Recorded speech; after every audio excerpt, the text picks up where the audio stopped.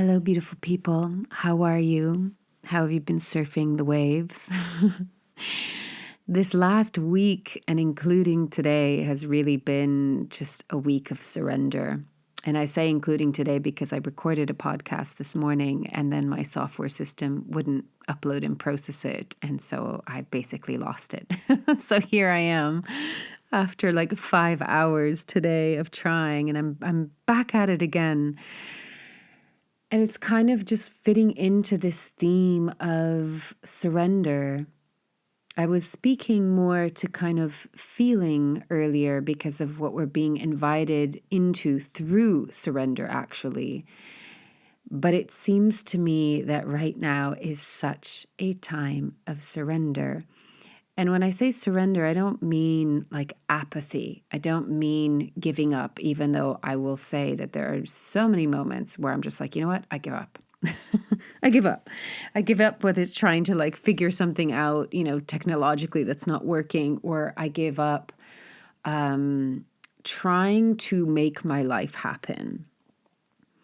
So today I want to weave in a little bit around surrender, about feeling, about how we are in collaboration with our soul, but not in control of it. And just, the waves that we're riding in these times. It'll be a continued conversation about that. But I think there's definitely things that I am experiencing personally and that I'm tuning into collectively, that there are themes. There's no doubt about it. So I want to dive into these specific themes and let's see where the rest takes us. Let's dive in.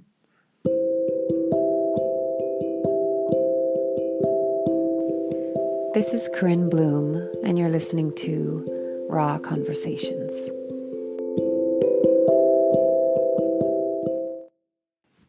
So let's begin with surrender, because that seems to be the hot topic right now. So, how are you feeling surrender? I'm wondering. How I'm experiencing it is, the reason why I say last week was a week of surrender was because every plan that I tried to make ended up being a botched plan. Like just everything that came up that either canceled or redirected or anything in between my plans, anything and everything came up. And I could have had a week where I would have been so frustrated and angry at it. But thankfully, I really looked at it as like, okay, there's nothing I can do. These were circumstances that were beyond my control. And where I arrived to with it was just kind of feeling the cosmic joke of it all. Like we're here. Just like what a trip this is to be in this incarnate form. And I think that as I tune in, I feel like these times when we speak about awakening and remembrance and ascension and evolution, it is this integration of soul and body, of spirit and the human density that we're in. And the remembrance is recognizing that, we are beyond just this body and this physical shape and form, right? And we're remembering who we truly are, but we're not just like escaping or transcending or leaving behind our physical body and just going into that etheric state. We're actually bringing that into embodiment. But part of this kind of crossing through the veil, so to speak, it's like we kind of meet, like sometimes I can be in this really expansive state of just surrender. And then there are these times where I'm like, my little human self is like, oh my God, this is so hard. There's just so much, I don't know. There's so many things that come up. And so I find that I was in this kind of state of recognizing the cosmic joke, because I'm not kidding you. Like Monday, Tuesday, Wednesday, Thursday, there was just always something. There was always something that came up that just redirected me, to the point of I even had one evening where I was putting down this really heavy wooden blinds, basically, that you have to kind of unroll with a string. I was staying at my friend's house because I couldn't be in my room where I normally am. And I was rolling it down, and the whole thing fell all at once and crashed onto the crown of my head, the top of my head, which is the sore soft spot. And it really triggered me because I had a concussion, 10 years ago. And so I was really concerned that it was gonna trigger another concussion. And I didn't get a concussion, but the next day I was forced to do nothing because I felt a little bit off and a little bit weird. And that night when it happened, at first it really hurt. Like I could just feel the heat in my head. And, it was that night I was so exhausted. I was literally ready to get into bed and have an early night. And so first came the shock, and then came the tears because of the pain. And the tears came not just because of the pain. I'm pretty good with pain. It came with the like, why did this just happen? Like I cannot like have another thing happen, like another obstacle, another whatever. It was just like, oh my God, like if I get a concussion, I'm going to have to cancel my plans tomorrow. And my plans for that next day wasn't like, oh, I'm just going for lunch. I was actually meant to go out of town. And I'm still in this search for home. So it was kind of, quote unquote, a big deal, not a huge deal, but it was just part of my, trying to move my life ahead. And I was like, why is it that every time I try to move my life ahead, something comes in and is like, nope, you're going to be still. So I had my initial reaction and I stayed with it because that's what, my practice is just stay with it. And first you go through the story. First you go through, why is this happening to me? This, whatever, the victim archetype role might come up and go, why is this happening to me? The narrative or the belief system of, something keeps on coming in and blocking me, and there's the restriction and I can't, and why is my life not flowing? All of these things, whatever, the story, the narrative, the identities, the belief systems, all of these things come with it. And then once you just kind of let those pass by, and you don't cling on to them because you recognize they're just a story. Like sometimes you have to get mad at it. Sometimes you have to cry, whatever it is, feel it, live through it, experience it. And then eventually it will just pass through. And I got to this place of like calm. I asked myself, looking from the perspective of how is life happening for me instead of to me, I asked it like, okay, why? Why did this happen? But not from a like, why did this happen to me? But really just out of curiosity, why did this happen?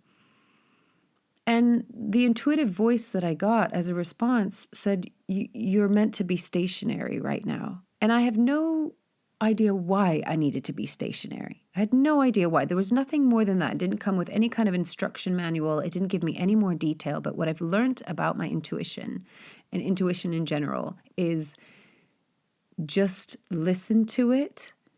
And when you trust it, you follow it. Like you just listen to it and follow it. So all I knew is I am meant to be stationary. I don't even need to know why. We want to know why because we like the details. But it was like, no, just listen to it, trust it, honor it, respect it. So the next day I ended up staying at home. I had to completely cancel my plans.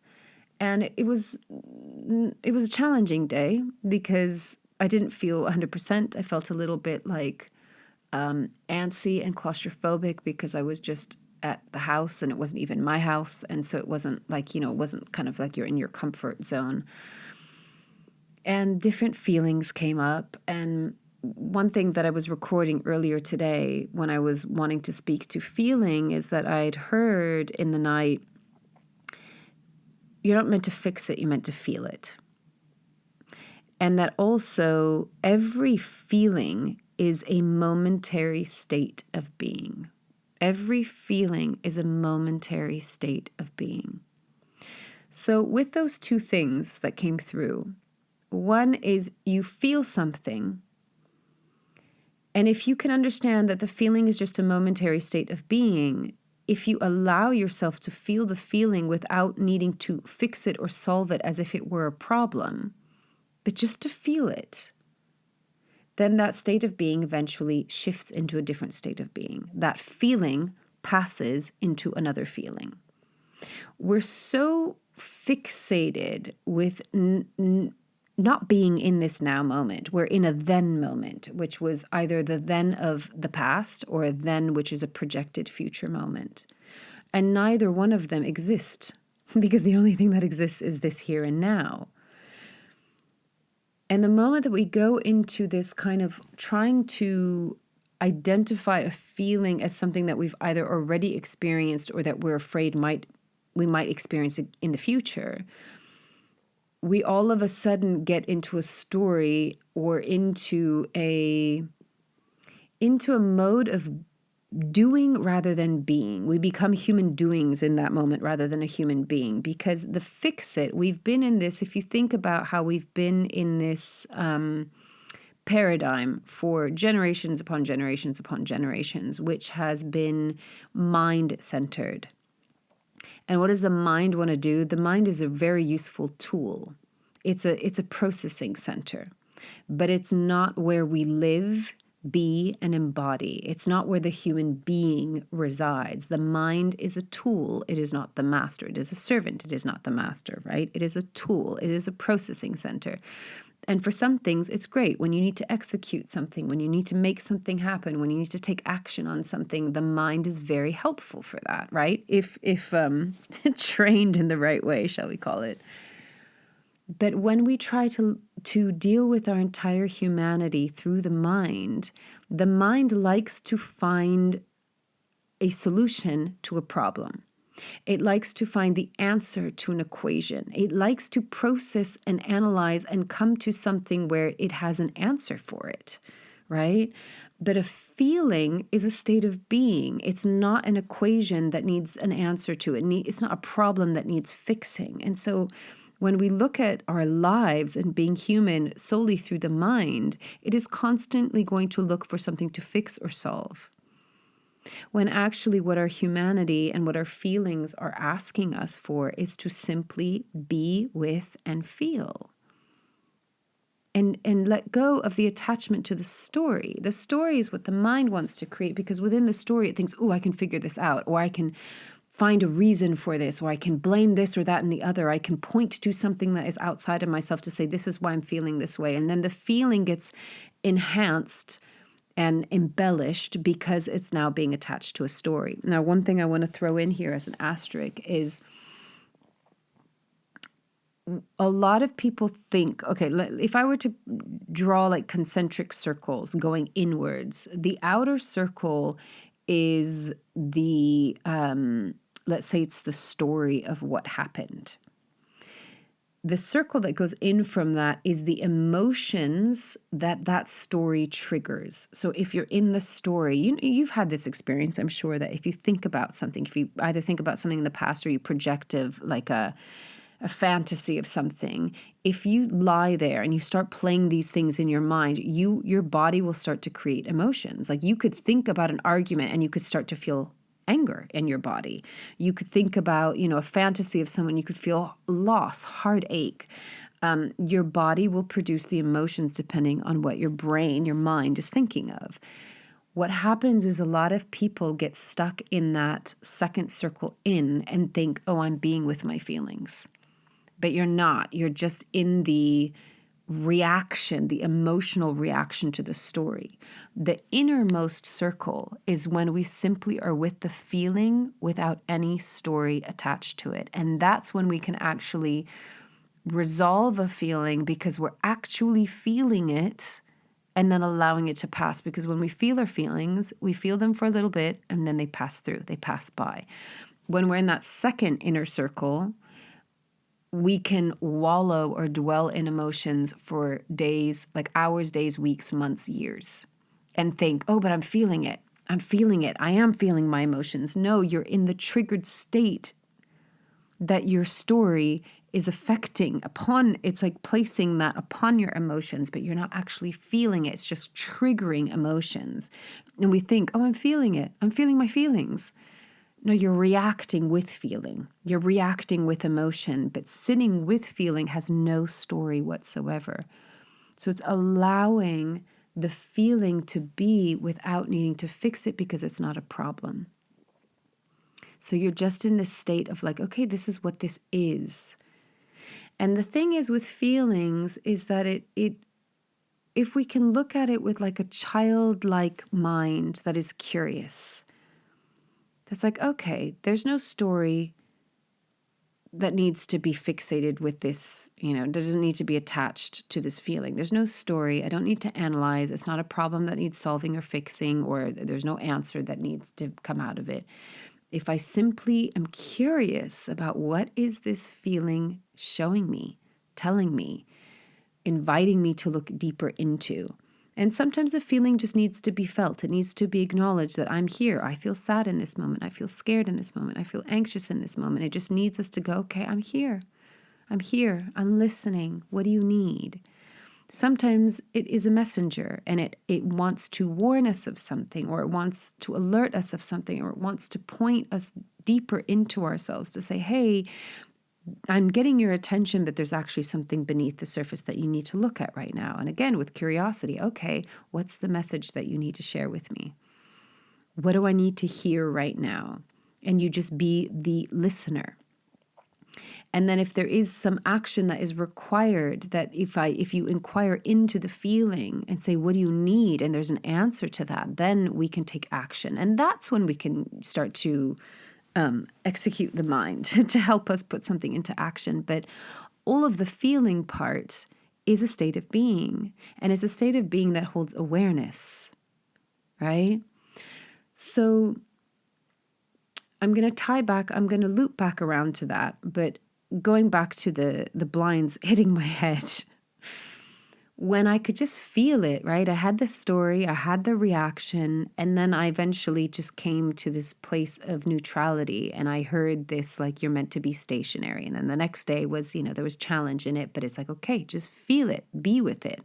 Right now I'm feeling antsy. Right now I'm feeling frustrated. Right now I'm not sure what I'm doing with my life. Like, right, the story, all of these things can come into it. And then you get to this point of just like, okay, I allow it. I allow it all to be here. It's not a problem that needs fixing. This is just a temporary, momentary state of being. Feel it, breathe through it, let it go. I ended up having a conversation with one of the friends that I was staying with. And we were talking about all of this kind of, inner journey and analysis and inner child and feelings and wounds and belief systems and identities and subconscious patterning and all of these things. And then we got to this point of like, but all there is now. All there ever is now. All of that was then, right? Then in the past, or the projection of the future, all there is now. And we had this moment where we kind of looked at each other and it was like, I could see the soul in their eyes. I could see the soul. And I started laughing, because when you drop into just this now moment without any attachment to the past, and you understand the kind of cosmic joke of this trip, this crazy, wild experience of being in this incarnate form, there is this, like, all I can find there is laughter.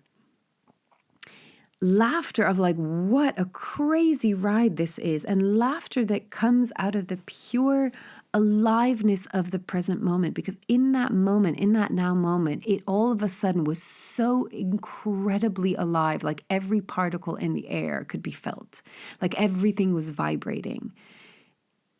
When we truly, truly come into the now moment without any distraction, the now moment is so alive. And you're witnessing, you're being still and silent in that moment. And all of a sudden, it's like this vroom, this incredible amount of energy that comes in through the aliveness of that present moment. And the laughter comes because it's so amazing. It's so remarkable. It's so enlivening. And the laughter comes through because it's that like, that awe-inspired moment that created creation.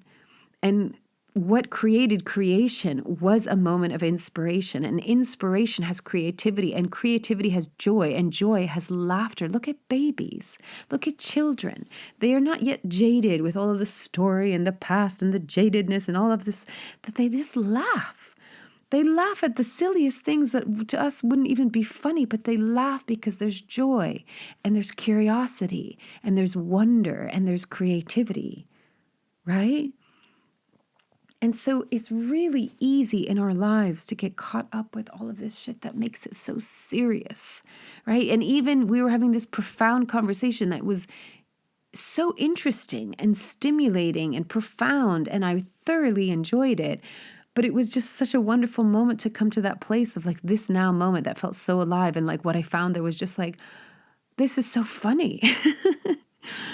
Because it's this wild trip and experience of being these vast souls, this spirit that is infinite and immortal. And we're being crammed into this tiny body and trying to figure out this very kind of dense experience in this third dimensional realm.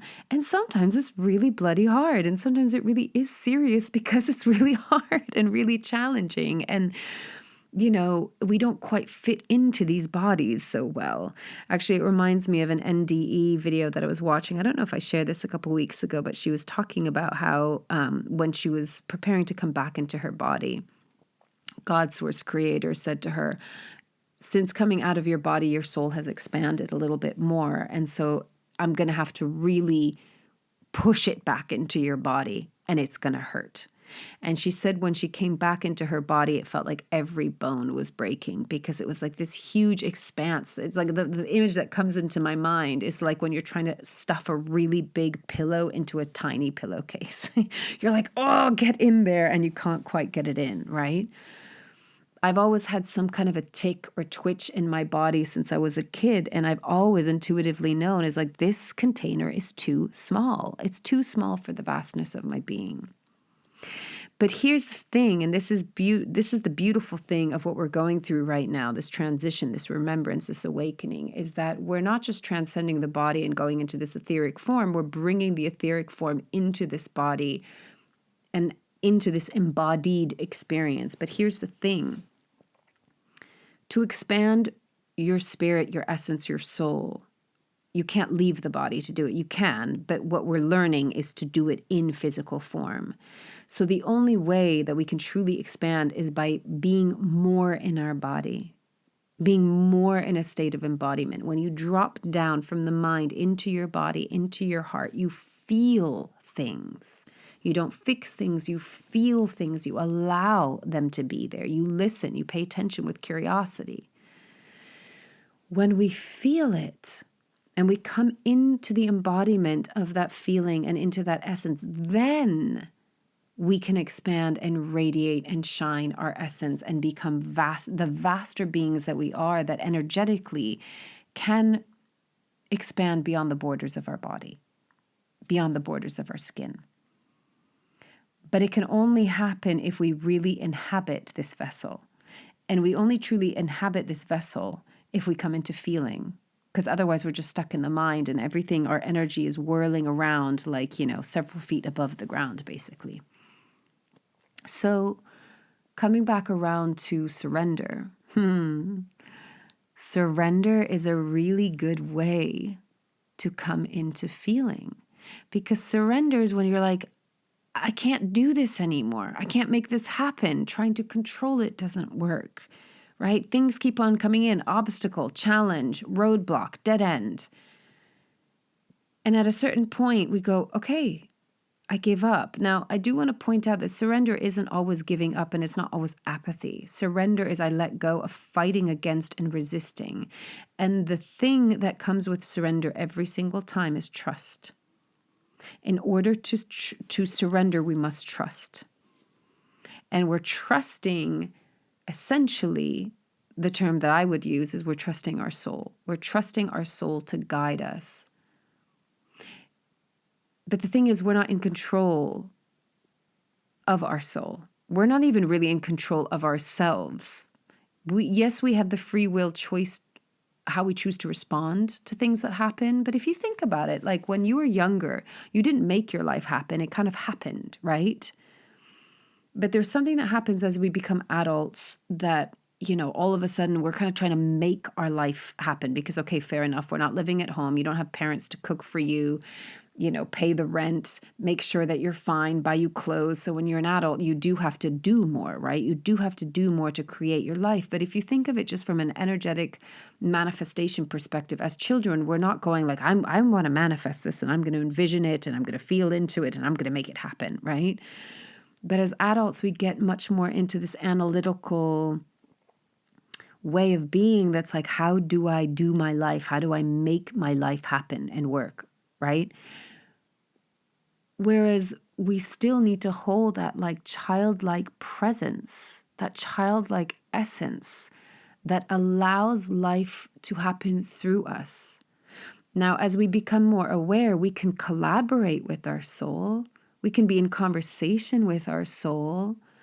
But ultimately, we're not the one that's driving it. And I have to say, there's really a contradiction in the kind of spiritual new age, which I shy away from. I'm not a fan of new age because I think it's very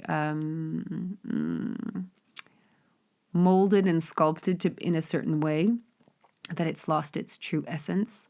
But, you'll have one story that says you are the maker of your life. You are the creator of life. Whatever you think, feel, you're making that happen. And bad things happen, you are making that happen. And you are the only one that is making your reality. And so you better think straight and feel straight and do all of these things. And that can feel empowering, but it also can feel like a huge pressure.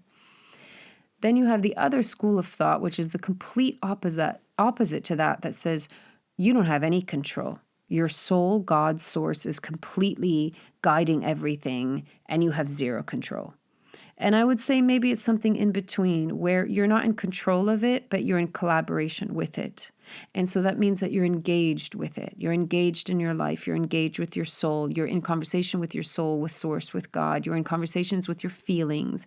You're in conversation with your intuition. You're in conversation with the energy that is moving through you. But similarly to how the breath breathes you, you don't have to think every second of the day how you breathe. The breath breathes you. Life lives you. You don't have to control it. And so this surrender that's coming in right now, which for some people it might be pretty like harsh, and for some people it's a little bit more subtle. All of it is inviting us to stop doing it the way that we've been doing it, to stop controlling, and instead loosen the grip and look at it as, how can I collaborate with life? Similarly, when we're in control, we want to fix, we want to figure out, we want to make happen. And then also if something bad happens, we get into this kind of more victimized, why is life happening to me in this way? When we're in collaboration, we don't need to fix or solve. It's not a problem. So we can feel, we can experience, and then we can be in a much more open state of being that goes, okay, how is life happening for me? So do you see how there's two very different states of being? And this surrender that's coming in, whether it's subtle or like screaming in your face, is asking us to just let go a little bit, not take it so seriously, don't control, be in collaboration with. And I find that for me, when, my week last week could have been terrible. If I had resisted and fought against it, it could have been terrible. But because I just kind of allowed it and I went into that, how is life happening for me, I just found that I could get into that state of just letting it be and being in flow with it. And I know I've shared this before, but I want to say it again, that flow doesn't always mean it's easy. It doesn't mean, like the analogy I've used in the past, doesn't mean that you're like on this raft and the stream is just this like beautiful trickling, like row, row, row your boat, like gently down the stream. It's not that. Like sometimes the river rages. Sometimes it goes around sharp bends. Sometimes there's rocks in the way. Sometimes there are rapids. Going with the flow means that whatever the flow is, you're not in resistance to it and you're trusting it. You're trusting if it's taking you left or right or up or down or splashing you or whatever. You trust it and you do not resist it. You are in collaboration with the river. But the river is your soul going, this is the way that we're going. And so flow doesn't mean easy. Flow just means it becomes more easeful because I'm not fighting against myself. I'm not in resistance to my experience.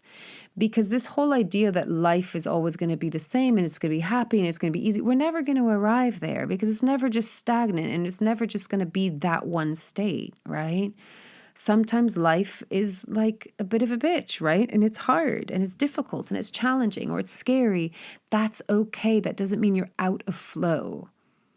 Yes, are there ways that we can come more into alignment? Sure. But oftentimes alignment and harmony comes by letting go of the fight, by letting go of needing to fix, by letting go of needing to control, coming more into that state of being rather than doing, receptivity rather than assertion. We're moving into the divine feminine, which is reminding us how to receive. And then when we do assert and we go into the divine masculines, coming from a place of being with an intention that is much more pure than the doing that we were in before, that was like, I have to do, produce, prove, succeed, achieve. That is all based on a paradigm that is completely artificial and false, and there's nothing authentic and genuine and soul supportive, if that makes sense, you know? So see if you're being forced into surrender. How is life happening for me rather than to me? What is this teaching me? What is this showing me? What is it asking me to listen to within myself? To shift my center of gravity from my mind to my body and my heart, from shifting the paradigm to I need to make life happen, to I allow life to live through me, and I'm trusting that I am guided and I'm not helpless. You know, I'm not a victim and I'm not helpless and I'm not, you know, we're not looking to reach to our soul as if it's mommy and daddy and please fix this for me. It's actually having this much more sovereign, autonomous, authentic. There's really a strength and a power when I tune into the feeling of it. It's very solid. It's very centered. It's very grounded, but hugely expansive. And the image that I'm seeing in my mind right now is like a lighthouse, where it's this sturdy, very singular structure, but its light shines everywhere in all direction. That's what we're learning to do right now. And so it is a time of chaos. It is a time of crumbling. It is a time of confusion. So many things are being dismantled and dissolving, and yet there's confusion because there's so much information and all of these things. And, you know, there's still the old story going on, right? If you find yourself trying to control your life and trying to make things happen and it's not working, and you're hitting walls and you're hitting obstacles, you are being asked to surrender. Remember that trust comes with surrender. And remember that surrender doesn't mean apathy or giving up. It means letting go of the grip. You are the driver in the car, but you're not. Well, no, sorry. Let me reframe that. You are the vessel and the vehicle, but you don't feel like you are being forced to drive everything. And as we're coming into a time where intuition is heightened and we all have access to it, and it requires us to be embodied. And so to be truly embodied, you have to feel your feelings. But feel your feelings without the story. Feel your feelings without attaching an identity to it. Feel the feelings without judging them. Feel your feelings without needing to fix them. You're just being asked to feel. And it's a very, very important part of this process, because if we don't feel, we lose sight of our heart. And if we lose sight of our heart, especially in these times, we might go down a much, much harder path, which I, for one, would really rather humanity not go down that way. Because I think if we're truly remembering and wanting to evolve and ascend, we can go into such beauty, but it has to come through the human being part of us. And in order to go into being, we have to be in embodiment. So I hope that's made sense. The invitation is really just to find more moments to really slow down and to stop fighting against, to stop controlling, to stop fixing, but to come into your body, come into feeling, have that childlike curiosity. What is this saying to me? What do I need to hear and receive? And if there is action that needs to happen because this part of me needs something, that I do it from that embodied place of feeling, of listening, of paying attention lovingly, of intuiting. And then when we take action from that place, the action is so different. It's so much more authentic. It's so much more pure. It's so much more heart-centered. And if we all begin to do this more and more and more, as I've been saying, the world changes because it changes from the inside out. So be here now. Feel how alive the now moment is. And do not forget the cosmic joke, because otherwise all of this can become really serious. So feel the cosmic joke of this all. What a trip this is. Laugh more. Be like a child. Be like the creator of all creation that laughed and from a place of joy created all that is. I'm not saying you're going to be in that state all the time. It's okay. We're going to ebb and flow in and out. But remind yourself to come back. It's a trip, my friend. We keep riding. As always, take it or leave it as feels right for you, and loving you from afar.